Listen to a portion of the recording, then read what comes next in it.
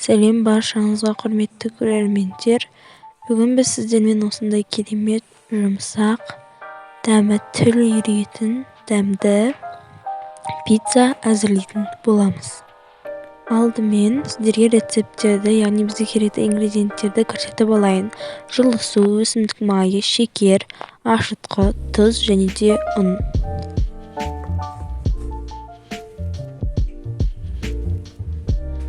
Алдымен суды қосып аламыз.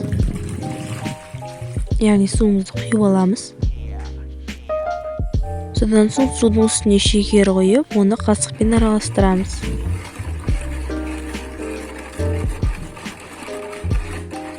Одан кейін оның үстіне ашытқымызды қосамыз. Араластырамыз. Үстінен тұз.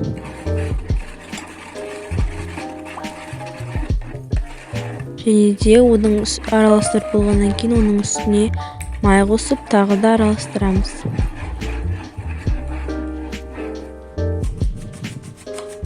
Оны да електен өткіземіз.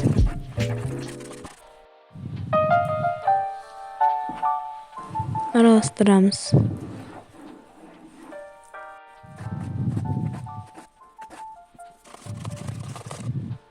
Қамыр қолға жабыспайтын болғанға шейін ұнымызды қосып араластырып аламыз да.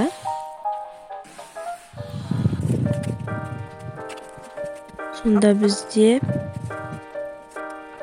керемет жұмсақ қамыр шығады.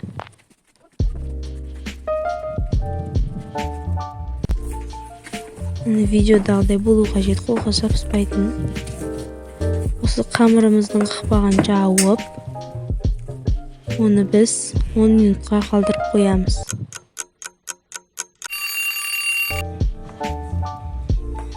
Мінекей 10 минуттан кейін осындай болып тұруы қажет.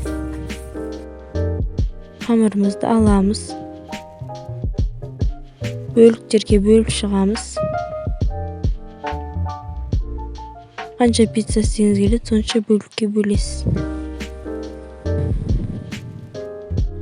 Бөліктерге бөлгеннен соң оларды дөңгелектеп шығамыз. Содан кейін қамырымызды жаямыз. Жайылған қамырымызды листқа қойып, үстіне кетчуп тағамыз. Кетчупты жағып шығамыз.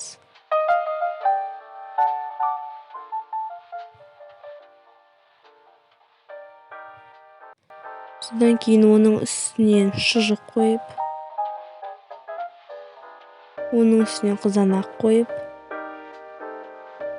үстіне майонезді жағып шығамыз. Содан соң газге 180 градусқа салып қоямыз.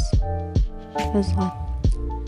Міне осындай болып шығады. Алғаннан кейін оның үстіне тағы да біздің теркадан өткізілген сырымызды қойып шығамыз. Сеуіп шығамыз.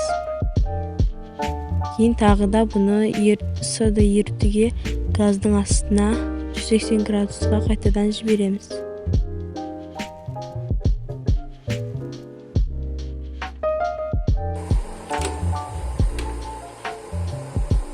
Мінекей осылай шығуы қажет.